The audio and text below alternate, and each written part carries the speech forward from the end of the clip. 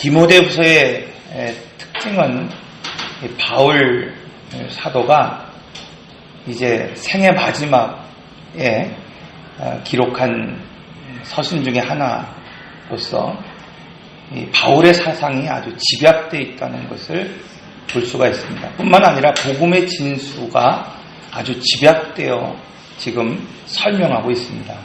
두 번째 특징은 이 디모데라고 하는 이 개인적인 그 애정이 듬뿍 묻어나 있는 서신이라고 할 수 있습니다. 그래서 디모데에게 지금 이렇게 말하고 있는 겁니다. 내가 감옥에 있을 이때에, 이제 죽기 얼마 남지 않은 이때에 나를 찾아오라. 그리고 그냥 오지 말고 겉옷과 양피지에 쓴 책을 가지고 오라. 사랑하는 성도 여러분, 지금 바울이 아들과 같이 여기고 있는 이 디모데, 정말 언제 죽을지도 모르는 이 춥고 고난이 있는 이 감옥 가운데에 지금 놓여있는 이 바울이 디모데를 부를 때 그 목적이 뭐였을까? 그저 그냥 겉옷과 양피지, 그 속에 쓰여진 그 책을 가져오는 것이 목적이었을까? 정말 바울이 보고자 하는 디모데의 모습이 어떤 모습일까? 오늘 우리는 좀 생각해 볼 필요가 있습니다. 오늘 본문 7절에서 8절의 말씀을 보면 이렇게 말씀하고 있습니다. 하나님이 오늘 우리에게 주시는 것은 두려워하는 마음이 아니요, 두 번째로 주를 위하여 갇힌 자 된 나를 부끄러워하지 말고 오직 하나님의 능력을 따라 복음과 함께 고난을 하더라. 이 말씀을 오늘 우리가 미루어 짐작할 때 지금 이 디모데가 에베소를 담임하는 목회자로서 주님을 부인하고 배신하고 배반하지 않았다 할지라도 아마 고난당하는 주님의 종들, 특히 아버지와 같이 이겼던 바울의 고난, 그 죽음을 앞두고 그는 고난에 대한 두려움을 가지고 있었던 것 같습니다.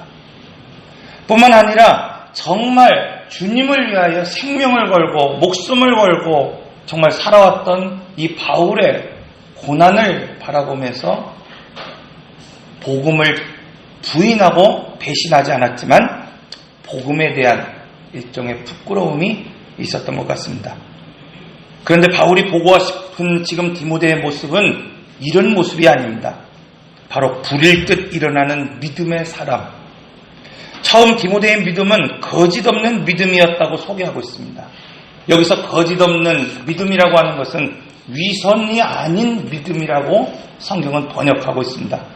성경에서 오늘 우리가 잘 알고 있는 것처럼 위선적인 그런 믿음을 가지고 있었던 사람이 있었습니다. 그 대표적인 사람 중에 한 사람은 사도 베드로였다고 기록하고 있어요. 그가 처음 초대교회에서 이런 사역을 감당할 때 이방인 성도들과 함께 식사를 나누고 있었습니다.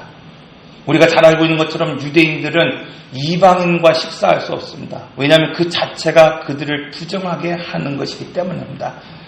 그런데 유대인이 이렇게 이방인들과 함께 식사를 나눌 때 누군가 유대인들이 베드로를 찾아온다는 말을 들었을 때 그는 위선적으로 행동했습니다. 그 자리를 떠나고 그 이방인과 식사 자리를 회피했다고 말하고 있습니다. 바울은 이것이 바로 위선이다 이렇게 말하고 있습니다. 그래서 바울은 디모데에게 하나님이 오늘 우리에게 주시는 것은 두려움이 아니라 부끄러움이 아니라 잃어버렸던 믿음을 회복하고 지금 나에게 나오라고 말씀하고 있습니다. 즉 복음을 부끄러워하지 않는 믿음으로 나오고 복음과 함께 고난을 받을 수 있는 믿음으로 나오라 이렇게 말씀하고 있습니다. 오늘 우리가 하나님께 나아갈 때 중요한 것은 이런 믿음을 가지고 나올 수 있어야 합니다. 사람에게 있어서 두려움과 불안한 만큼 인생에 병들게 하고 인생을 불안하게 하는 것이 없습니다.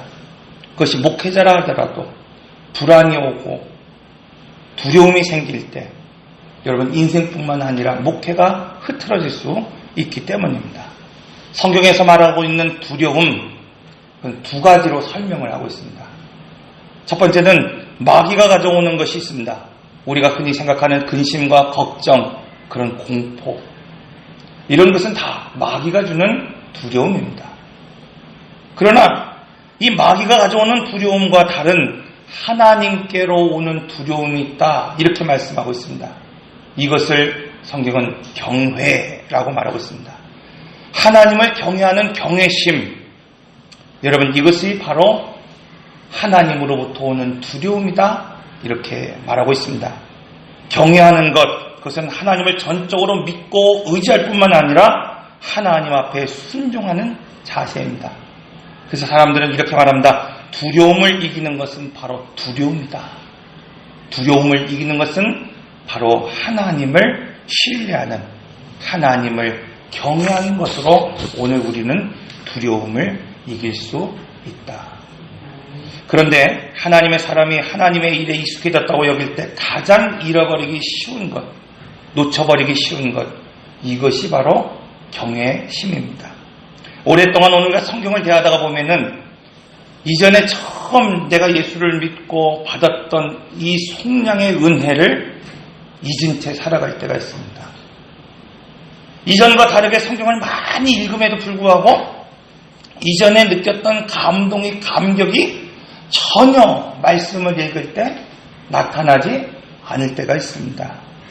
오랫동안 교회에 봉사하다가 보면은 교회의 사역이 얼마나 중요한지를 오늘 우리가 잊은 채 오늘 우리가 봉사할 때가 있습니다. 나를 이끌 삼아주신 것이 얼마나 귀한 것인지 또한 잊어버리며 살아갈 때가 오늘 우리에게 있습니다. 예배를 드릴 때도 오늘 우리는 이러한 모습을 가질 때가 있습니다. 오랫동안 오늘 우리가 예배를 드리다 보면 어쩌면 우리가 평생 하나님 앞에 예배를 드리다가 보면은 오늘 하나님 앞에 찬양을 드리고 오늘 아니 어쩌면 오늘 이 시간 우리가 고백의 기도로 함께 드렸던 이 고백의 모든 기도들이 전혀 감동이 없고 감격이 없는 그런 예배로 전락해버릴 때가 분명히 있습니다. 그래서 미술가들은 이것을 바로 시각적 무기력 상태다, 이렇게 표현하고 있습니다. 예를 들어서 어떤 위대한 작품을 바라볼 때 오늘 우리는 그것에서 강한 감동을 느낍니다. 그것을 통해서 어떻게 이런 대작이 나왔는가 감격합니다. 그러나 그것을 오래 보면 볼수록 실제로 감상하고 음미하는 것이 줄어든다는 겁니다. 이것이 바로 시각적 무기력 상태입니다. 전에 오늘 우리를 매료시켰던 것들이 있습니다.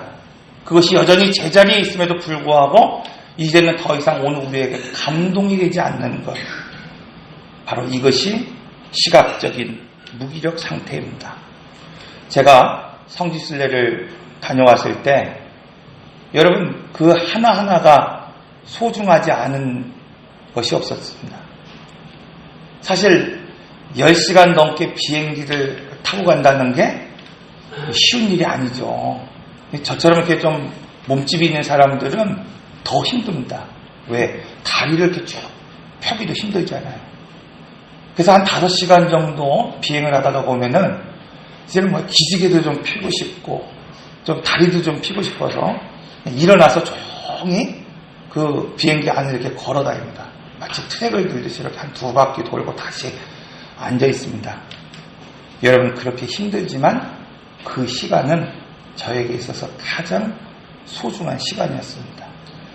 여러분 때로는 잠도 설칠 정도로 그냥 호텔에 들어가서 몇 시간 자지 못하고 다시 일정에 오늘 위에서 일어나서 버스를 타고 이동해야 됨에도 불구하고 저에게는 그 시간이 그 어느 때보다도 소중했습니다. 때로는 여기와 다르게 정말 하루에 물을 몇 컵을 마시고 몇 병을 마셔야 될 만큼 무더웠음에도 불구하고 저는 그 시간이 소중했습니다. 아니 여러분 그냥 이스라엘이라고 하는 그 땅을 밟는 그 자체가 저에게 참 소중했습니다. 그런데 함께 여행하던 한 분이 계셨습니다. 그분은 아마도 성지순례를 몇 번 다녀왔던 분인 것 같아요. 그런데 익숙해지니까 반복되다 보니까 더 이상 마음에 감동이 사라져 버렸습니다. 며칠 후 사해를 가게 됐습니다. 사해, 죽음의 바다. 제 머릿속에서는 이 바다의 생각, 도대체 이 바다가 얼마나 짧을까, 그 생각뿐이었어요. 실제로 한번 맛을 봤습니다. 엄청 짭니다. 그런데 또 다른 느낌은 뭐였냐면은, 여기에 몸을 딱 담는 순간 깜짝 놀랐어요. 내가 생각했던 물이 아니었습니다. 이 물은 모든 미네랄들이 집약되어 있어요. 그래서 마치 무슨 기름, 그런 오일과 같이 찐득찐득한 그런 느낌의 물이었습니다. 저는 이렇게 감동받고 있는데, 그분은 뭐하고 있냐? 파라솔 아래서 그냥 바라보고 계시더라고요. 제가 물어봤습니다. 아니, 왜 이렇게 좋은 그곳을, 평생 언제 올지도 모르는 이곳을 왜 들어가지 않습니까? 그분 말씀이 뭐냐면, 전에도 한번 왔습니다. 사랑하는 성도 여러분, 믿음의 사람에게 있어서 두려운 것은 뭔가 세상이 주는 두려움이 아닙니다, 여러분. 성경은 오늘 우리에게 내가 세상을 이겼다라고 말씀하고 있어요. 그리스도인에게 두려움은 세상이 주는 두려움이 아니라 오늘 말씀처럼 익숙함에 대한 두려움을 가지고 살아가야 됩니다. 목회자로서 목회에 대한 익숙함이 생길 때, 성도로서 예배에 대한 익숙함이 생길 때 늘 해오던 것인데, 여러분 굳이 영성이 떨어져도 오늘 지금처럼 예배가 시작될 수 있고 예배가 진행될 수 있습니다. 여러분, 내 마음 가운데 하나님에 대한 그 믿음이 불일 일어나지 않는다 하더라도, 그 믿음이 사라진다 할지라도 오늘 우리는 동일한 시간에 찬양하고 기도하고 예배할 수 있습니다. 그러나 문제는 실제 오늘 우리 삶 가운데에 잃어버린 것이 있다는 겁니다. 그것은 바로 하나님을 향한 감동이 사라진다는 겁니다. 오늘 우리는 이것을 두려워해야 합니다. 디모데전서 1장 4절에서 7절의 말씀을 보면 이렇게 말하고 있어요. 이는 내 속에 거짓없는 믿음이 있음을 생각합니다. 바울이 감옥에 갇혔을 때에 이제 다시 디모데를 볼 수 없을 것이라고 하는 이 생각을 가지고 디모데에게 오라고 말했을 때, 지금 바울이 보고자 하는 디모데의 그 모습은 고난에 대하여 두려워하는 디모데가 아니었습니다. 복음을 부끄러워하는 디모데가 아니라 바울이 보고자 하는 디모데는 거짓없는 믿음을 가진 디모데였음을 오늘 우리는 알 수 있습니다. 시편 145편 1절에서 21절 이 내용을 오늘 우리가 잘 읽다 보면 사람이 하나님을 경외하며 살아가도록 창조되었다고 하는 이 세계관을 오늘 우리에게 말씀하고 있습니다. 왜냐하면 오늘 사람을 생사화복을 주관하시는 분이 하나님이시기 때문이다, 이렇게 말씀하고 있어요. 그래서 하나님은 오늘 우리로 하여금 경외하는 마음을 가지고 살아가야 된다, 이렇게 말씀하고 있습니다. 여러분, 그런 삶이 어떤 삶인가? 하나님에 대한 경외심이 나의 모든 말과 행동에 영향을 미치는 삶, 이 삶이 바로 하나님을 경외하는 삶입니다. 예를 들면 하나님을 경외하는 마음 때문에 내 아내와 남편에 대한 그 방식이 영향을 미쳐야 합니다. 남편을 존경해야 하는 이유가 뭡니까, 여러분? 몇 살 차이도 안 나는 것 같은데. 아내를 사랑해야 되는 이유가 무엇입니까, 여러분? 어떤 분에게 물으니까 사랑의 유효기간이 찰나래요, 찰나. 얼마큼 사랑하셨습니까? 결혼한 이후에 남편을 얼마나 사랑하셨습니까? 그런 기억이 있습니까? 그랬더니 저는 찰나와 같습니다.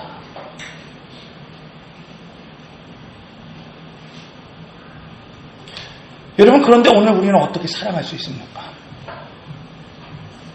찰나와 같은 시간만 사랑했고 나머지 시간, 여러분, 오늘 우리는 사랑이 뭔지도 모른 채 그냥 살아가고 있습니다. 그런데 어떻게 오늘 우리 남편을 존경할 수 있습니까? 여러분, 사실 오늘 우리가 결혼하고 살다 보면 남편이 뭐예요? 존경하지 못한 모습들이 보일 때가 얼마나 많습니까? 예전에 제가 드린 말씀이 있잖아요. 어떤 분이 참 어려운 일, 문제만 생기면 지갑 속에 사진을 본대요. 사진을 계속 보니까 그분이 궁금해서 이렇게 옆에 사진을 보니까 남편 사진을 그렇게 본다는 거예요. 그래서 이 집사님, 저 권사님, 저 집사님은 어떻게 저렇게 남편을 사랑할까? 물어봤대요. 정말 그렇게 남편을 사랑하시나? 그랬더니 하는 말이 뭐예요? 이렇게 어려운 때 이 왼수보단 낫겠지 라는 생각하면서 이거 봤다는 거예요. 여러분, 사실 오늘 우리는 존경하지 못할 모습들을 보일 때가 참 많이 있습니다. 사실 오늘 우리는 사랑하지 못할 모습을 보일 때가 참 많이 있습니다. 그런데 오늘 우리가 왜 사랑해야 되고 왜 존경해야 됩니까? 하나님을 오늘 우리가 경외하기 때문에. 부족한 것 같지만, 연약한 것 같지만 오늘 우리는 존중해야 됩니다. 하나님을 경외하는 마음 때문에 내가 돈을 벌고 내가 돈을 쏘는 이 방식에 영향을 미쳐야 합니다. 여러분, 내가 번 돈, 내가 쓰는데 무슨 이유가 있겠습니까? 그러나 청지기의 마음으로 오늘 우리는 사용할 수 있어야 합니다. 그래서 믿음의 사람은 절망 속에 빠져나올 때나, 오늘 우리가 믿음 가운데 있을 때나, 아니면 내가 내 죄를 애통하며 기도할 때나, 다른 사람의 약점을 너그럽게 오늘 우리가 용납하고 용서할 때나, 그 중심, 거기에 뭐가 있어야 되느냐? 하나님을 경외하는 마음이 있어야 됩니다. 하나님에 대한 경외하심이 오늘 우리의 삶을 지배하고 오늘 우리의 삶에 영향을 미쳐야 됩니다. 하나님을 경외하는 그 마음이 바로 마귀가 주는 이 두려움을 몰아내고 세상이 주는 두려움을 몰아내야 됩니다. 바울이 지금 디모데에게 지금 이것을 이야기하고 있는 겁니다. 지금 너에게 주는 그 마음, 그것은 두려움이 아니라 바로 하나님을 향한 경외시며 하나님을 향한 마음이라고 말씀하고 있습니다. 두 번째로 하나님이 오늘 우리에게 주시는 것, 그것은 유혹이 아니라 바로 시련이다, 이렇게 말씀하고 있습니다. 바울은 8절에서 복음과 함께 고난을 받으라 이렇게 말하고 있습니다. 여러분, 어떻게 오늘 우리가 사랑한다고 한다면 그 아들에게, 그 자녀에게, 그 사람에게 함께 고난을 받으라 이렇게 말할 수 있습니까? 그렇게 말할 수 있는 유일한 이유는 고난이 유익을 준다는 것을 알고 있기 때문일 것입니다.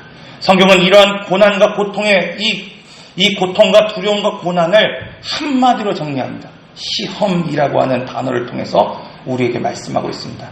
일반적으로 시험, 그것은 두 개로 구분해서 사용하고 있습니다. 시련이라고 하는 이 단어, 테스트. 여러분, 실제로 자질이나 능력을 밝히기 위해 검증할 때 사용하는 말입니다. 그런가 하면 시험을 유혹으로 표현할 때가 있습니다. 잘못된 길로 이끌어가는 나쁜 시도를 오늘 우리는 유혹이다 이렇게 말하고 있어요. 예를 들어 여러분, 오늘 우리가 제너시스와 같은 좋은 차를 타고 다닌다고 생각해 보십시오. 이것을 만든 자동차 회사에서 가장 우선적으로 하는 것이 무엇입니까? 거친 길을 달리게 합니다. 우리가 상상할 수 없는 도로를 주행하게 합니다. 그 이유가 무엇입니까? 지금 자기가 만든 차가 어떤 내구성을 갖고 있고 어떤 기능을 갖고 있는 것을 입증하기 위해서 그런 일을 하는 겁니다. 타이어를 만드는 금호 타이어, 한국 타이어, 이 타이어를 만드는 회사에서 타이어를 만들 때 여러분, 오늘 우리가 상상할 수 없을 정도로 테스트합니다. 왜 그렇습니까? 자기가 만든 그 타이어가 정말 어떤 길에서도 달릴 수 있다고 하는 것을 입증하기 위해서 그런 테스트를 한다는 겁니다. 그러나 반면 유혹은 어떤 것입니까? 어떤 사람이 만약에 담배를 피다가 담배를 끊는다고 결단했을 때 그 앞에서 의도적으로 담배를 피우는 사람이 있다고 한다면 이것이 바로 유혹이라는 겁니다. 유혹.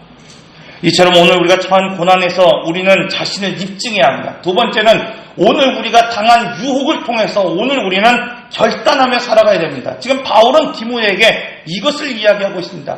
디모데후서 1장 8절의 말씀을 보면서 바로 그러므로 너는 내가 우리 주를 증언함과 또는 주를 위하여 갇히다 된 나를 부끄러워하지 말고 오직 하나님의 능력을 따라 복음과 함께 고난을 받으라. 고난이 왔다고 해서 복음을 부끄러워하지 말고 고난과 함께, 바로 복음과 함께 고난을 받으라, 이렇게 말씀하고 있습니다. 고난이 왔을 때 염려와 근심과 두려움을 이기고 바로 나 자신을 입증하며 살아가라고 말씀하고 있습니다. 사랑하는 성도 여러분, 믿음을 입증할 수 있는 힘, 그것은 바로 하나님을 경외하는 것입니다. 성경은 오늘 우리가 그의 이름을 힘입어 죄사함을 받고 그의 이름을 힘입어 생명을 얻고 예수 그리스도 안에 있는 모든 것을 오늘 우리가 감당할 수 있다고 말씀하고 있습니다. 사도 바울, 그는 다메섹 도상에서 예수님을 만난 이후에 일생 복음을 전하며 산의 위험과 바다의 위험과 도적의 위험과 동족의 위험으로부터 여러분 고난과 어려움을 당했습니다. 빌립보 그곳을 전도할 때 옥에 갇혔을 때 그는 옥을 이 시간 나오는 착고가 풀리는 경험을 하게 됩니다. 성경은 그때 능력에 대해서 이렇게 말하고 있습니다. 두려움을 이길 수 있는 능력, 그것은 다른 것이 아니라 찬송과 기도였다고 말하고 있습니다. 그들은 고난 속에서 찬송과 기도로 신앙을 입증하며 살아갔습니다. 다니엘, 우리가 잘 알고 있는 것처럼 왕의 조서를 통해서 그가 사자굴에 던져져 죽을 수밖에 없음을 깨달았음에도 불구하고 고난 중에 자신의 신앙을 입증하며 살아갔습니다. 그런데 여러분, 오늘 우리는 어떻습니까? 오늘 우리는 익숙함 때문에, 오늘 우리는 신앙을 타협하고 예배를 타협하고 오늘 우리의 삶을 타협하며 우리의 신앙을 입증하며 살아가지 못할 때가 얼마나 많은지 모릅니다. 예수님께서 공생애를 시작하실 때 메마르고 척박한 그 땅에 40일을 금식하며 당신이 하나님의 아들이심을 입증했습니다. 그러자 마귀가 예수님께 다가와 시험하기 시작했습니다. 이처럼 오늘 우리 삶을 결단할 때 마귀는 오늘 우리를 시험하고 오늘 우리를 유혹하여 넘어뜨리려 합니다. 사랑하는 성도 여러분, 그러므로 고난, 시련, 이것은 오늘 우리를 넘어뜨리는 것이 아니라 이것을 통하여 오늘 우리의 믿음을 입증할 수 있습니다. 이것을 통하여 오늘 우리는 단련됩니다. 그러나 고난 뒤에 찾아오는 유혹, 이것을 오늘 우리는 조심해야 합니다. 그것이 오늘 우리를 쓰러뜨리게 하고 넘어뜨리게 하기 때문입니다. 그러므로 오늘 우리는 이것을 분별할 수 있는 삶을 살아가야 됩니다. 이것을 분별하지 못하면 한때 내가 복음을 위해 살겠다고, 내가 주를 위해 살겠다고 결단했음에도 불구하고 고난이 오고 어려움이 올 때 고난을 통해 자기의 믿음을 입증하지 못하고 복음을 부끄러워하고 고난을 두려워하며 살기 때문입니다. 고난에 대한 두려움, 미래에 대한 두려움, 이 장래에 대한 두려움, 이 모든 것이 지금 디모데 속에 있었습니다. 그래서 바울은 이 속에 있는 믿음으로, 바로 내 안에 있던 믿음으로, 처음 가졌던 그 믿음으로 하나님의 은사를 부릴 듯하게 하라, 이렇게 말하고 있습니다. 디모데후서 1장 5절에 6절에 말하고 있는 하나님의 은사를 다시 부릴 듯하게 하라. 여기서 부릴 듯하게 하라, 이 말씀은 다시 불러일으키라는 말입니다. 다시 소생시키라는 말입니다. 사랑하는 성도 여러분, 믿음의 사람에게 있어서 두려움은 익숙함입니다. 다시 한번 오늘 우리 속에 있는 하나님의 인사를 그러므로 오늘 우리는 다시 불러일으키고 다시 소생시킴으로 말미암아 하나님 원하는 믿음의 사람으로 세워지시기를 바랍니다. 오늘 우리는 세상이 주는 근심과 걱정 때문에 두려워할 것이 아니라 믿음의 사람으로 익숙함 때문에 감동이 없는 예배, 감사가 없는 그 신앙, 그것을 오늘 우리는 두려워할 수 있어야 합니다. 둘째로 시련과 유혹을 오늘 우리는 구분할 줄 알아야 합니다. 하나님이 오늘 우리에게 주시는 것은 유혹이 아닙니다. 하나님은 시련을 통해서 오늘 우리의 믿음이 입증되기를 원합니다. 욥과 같이 오늘 우리는 단단한 믿음으로 세워지기를 원하고 계십니다. 기도하겠습니다.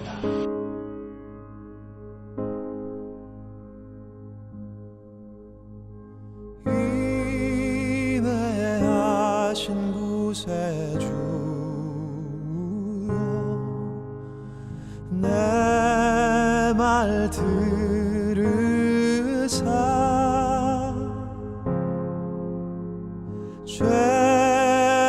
죄인노라 하실 때에 나